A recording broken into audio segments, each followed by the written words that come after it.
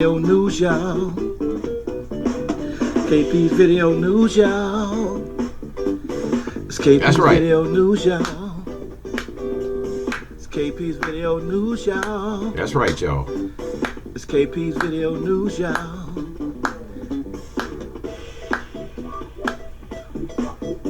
It's KP's video news, y'all. Yes, yes, yes.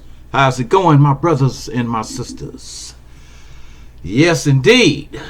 Everything is all good over here, too. Hey, it's been hot, man. 89 degrees in April. So I had to do what I had to do to stay cool. Yep. Got to keep you cool these days, man, because they really, really trying to do a lot of things to upset you. Trying to do a lot of things to really mess you up in the head. So you have to keep your composure. Stay focused on your what it is you're trying to do. Keep your agenda cool, and don't allow the madness, man, to get next to you. You can't do it. You can't do it. You cannot do it. That's right. So, having said that, I'm gonna start this first story. This first story is coming out of Atlanta, Georgia, and you remember FANI Willis. The state. She's attorney. Was she attorney general? Well, anyway, Georgia State Special Committee recently criticized District Attorney FANI Willis over her non-compliance with subpoenas. Willis has faced numerous legal disputes for failing to provide requested documents and testimony related to an investigation of Trump alleged election interference.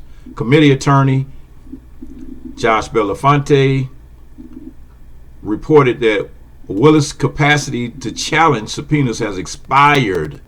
The committee has since set deadlines for compliance. Belafonte said that person could be held in criminal contempt. Willis agreed to provide some requested documents, but disputes over key records and her testimony remain unresolved. Greg Dolezal, a Republican, criticized her delays, claiming she has shown a disregard for state authorities and accountability. Dolezal said the DA has thumbed her nose at this committee. She has thumbed her nose at Georgia's open record law and have just limited confidence that she's acting in good faith. Belafonte said that has expired and there is no appealable order at this time because we reached an agreement with them. There's nothing to appeal on the prior document subpoena, and it's moot because there's an agreement. Belafonte said on the witnesses, we think they've waived the argument long ago, and so that time has gone, and even then it would take both superior courts to decide whether to allow an appeal to proceed, but that time is gone. There's no final order. And another Republican senator instructed the committee's legal counsel to propose dates in late April or early May for Willis's testimony, signaling possible enforcement actions if she fails to cooperate. Wow. So they're trying to force her to turn over documents. And it said the same thing on the documents. Trying to force her. They're going to issue a subpoena. Said if they agree to a date, they'll issue a subpoena and think they will honor their word. If not, we're going to have a whole nother problem. And it said same thing on the documents. Just say we've hit the end of our road. We need them by April 15th. You've already agreed to give them to us, and say that they won't. And if they say that they won't, we're going to circle back with you. So central to Willis' issues is her management of the August 2023 indictment that charged Trump, and Fulton County Superior Judge Scott McAfee initially allowed Willis to continue as prosecutor under the condition that either she or Wade stepped aside, and Wade since resigned. So Wade, this is crazy, man. They going back to that, so they're trying to penalize her for doing her job because they're so afraid of Trump that they don't even want to have nothing. They don't have nothing to say to that. They're afraid of him. So they're trying to do what they can to harass. That's the district attorney. You know, district attorney, man. FANI Willis, and they're trying to harass her now because she brought charges up against Trump. Yep. So this one here, this is a quick story I'm going to do right quick. And this is about the United States Postal Service stated yesterday they wants to raise the price of stamp to 78 cents from 73 cents effective July 13th. Their proposal, which must be approved by the Postal Regulatory Commission, would raise the overall mailing services by 7.4%. And in March, DeJoy, who led efforts to restructure the money-losing Postal Service for nearly 5 years, resigned. And DeJoy had pushed for aggressive price hikes. But see, here's one thing they're not telling you. They're talking about raising the price of stamps, but here's what they really should do, and this would eliminate the debt, most of the debt that the U.S. Postal Service had. I know because I used to work for them. Now here's the issue. The issue is every single politician in the country, let me say that again, every single politician in the country gets free political mail that goes through the Postal Service. Say that again. Every single politician in the country gets free political mail that goes through the Postal Service. Now, if you want to eliminate the debt, immediately have every single politician in the country pay for their mail. Pay out of their pocket for their mail. No more free mail for politicians. Period. No more free mail for politicians. And the debt of the U.S. Postal Service would immediately be solvent. So, if you're not going to get rid of free political mail, then you don't need to be bashing the Postal Service and talking that mess about, because what they've been doing, they've been setting the Postal Service up for failure. When they put DeJoy in office, they knew what they were doing. They put him in office to basically destroy the U.S. Postal Service, and he did a really good job of destroying the Postal Service. The first thing he did was take out machines that needed to be used to process the mail. Now, why would you do that?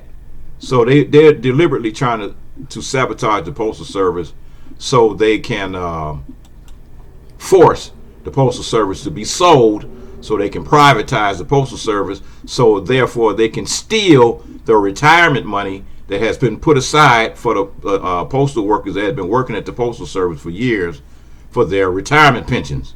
They want to steal that retirement pension money. So, you know, hey, it's obvious what they're doing. It's obvious. Wherever it's a dollar that can be stolen, Trump, Musk, and all those people at Doge or whatever you want to call it are trying to steal the money. They're trying to steal the Social Security money, steal the Medicare money, steal the Medicare money. So it's all about theft, man. It's not about them trying to make something better. It's all about them trying to steal. All right, now here I'm gonna show you how corrupt they are. The House votes to overturn a Biden-era rule limiting overdraft fees to $5, and they just sent it to the biggest crook on the planet to sign. So the House voted yesterday to overturn a rule that would have limited the bank fees to $5. So why would they not want the fees to be low, the overdraft fees to be low for people? Because they're so busy trying to get money that they want to getting that lobbyist money from the credit card companies. You know, the credit card companies come in, we give them briefcases full of money, and then they turn around and pass laws in favor of the credit card company, but not in favor of the people. So a resolution killing the rule, which passed the House 217 to 211, will now head to the White House. Republicans argued that a disastrous regulation issued in the final days of President Biden's term would have forced banks to stop offering overdraft protection altogether and made it hard. That's a load of crap. That's a load of crap. That is a load of crap. Currently, the nation's biggest banks take in roughly $8 billion in charges every single year. $8 billion. So there your number is right there. That's the reason why they want to raise those fees back up, because they rake in $8 billion in charges, overdraft charges every year. The nation's biggest banks. So the nation's biggest banks and the Republicans are for sale. The Democrats fought it. They lost the vote 217 to 211. They only lost by 6 votes. Then that 6 votes, man, would have kept that $5 transaction. Now, they got some overdraft fees that could be as high as $35. Don't be surprised if they go up to $50 for just if you overdraw or you spend too much money that's not there. So it's crazy, man. Everything that they're doing right now in Washington, D.C. is against the people. It's all against the people, and it's all for business people and people that got a lot of money invested in certain things to make money. So here's another tragic situation you got going on in New Mexico. So New Mexico Governor Grisham has declared a state of emergency for Albuquerque, ordering the National Guard to help combat crime in the state's largest city. The safety of New Mexicans is my priority, Grisham stated, and this partnership represents a commitment to addressing the fentanyl crisis and juvenile crime with every resource at our disposal. So they're going to turn the National Guard loose on people with drug addiction and juveniles. Let that sink in for a second. Calling in the National Guard to combat juvenile crime and drug addiction. This is crazy, man. This is crazy. They're basically creating a police state. Once you turn the National Guard loose on the streets, so this is what they said. The National Guard will assist the Albuquerque police with essential duties so the city's law enforcement officers can focus on what they do best, keeping the community safe. And when they say keeping the community safe, that means keeping that dividing line and keeping those people on that side of the line and those other people on the other side of the line safe. So they got the line right here, and if you come across that line, you're going to get stopped. You're going to get stopped by the police, and you're going to get jacked up, and you're going to get harassed. So therefore, to keep you in your certain neighborhoods, to keep you frustrated and in fear all the time, that's the police's job, and that's what they're going to focus on more. And that, like they said, when they talk about keeping certain communities safe, they didn't say the word certain. I said it. And so they talk about when they pool the resources, the impact on crime is dramatic. Of course it is, because now you're starting to lock up everybody that is like out there not even doing anything to criminal in the first place. The jails start getting fuller. The people that own the private penitentiaries make more money. And so that's the thing, the crime is probably low, and they're, but if you want to help the people that have fentanyl and drug addiction, help them. But calling the National Guard is not going to, they're using the fear. They use that fear. He's talking about the Central Avenue corridor, which has been plagued by a dangerous fentanyl crisis and crime in recent years. The city has also faced escalating violent crime among youths. So you guys are using the fear tactic again. We're going to use fear to justify bringing the National Guard into the city on one specific area called the Central Avenue corridor. So I'm willing to bet that Central Avenue corridor is basically predominantly minorities in that area. I've never been there, but I'm just taking a good guess. Taking a pretty good guess. Yep. So I'm telling you, man, they're trying all kind of crazy stuff. All kind of crazy stuff. So a federal judge has ruled that the White House acted unconstitutionally when it barred the Associated Press from covering Trump's events, including access to the Oval Office and Air Force One. The decision came after U.S. District Judge Trevor McFadden, a Trump appointee who issued a preliminary injunction on Tuesday. The ruling delivers a significant setback for the Trump administration's attempts to limit media access based on unfavorable coverage. And McFadden's 41-page opinion stated that the administration offered no valid reason for its exclusion for the Associated Press and emphasized that the First Amendment prohibits viewpoint discrimination, even in settings like the Oval Office, which are not fully public forums. The judge stressed that the government cannot single out media outlets simply for expressing opinions or using language that it disfavors. The conflict began when Trump announced that AP would be banned from certain press events because it continued using the term Gulf of Mexico. Oh, come on, man. This guy got it. So since they used the term Gulf of Mexico, he wants to ban them from any press conferences in Washington, D.C. since they keep using the word Gulf of Mexico, instead of trying to call it the Gulf of America, which this clown, after oh God, man, you gotta laugh, man, because it's so stupid. And you people voted for that mess. I didn't vote for that clown. You voted for that. You voted for it, so therefore you reap what you sow. Wow.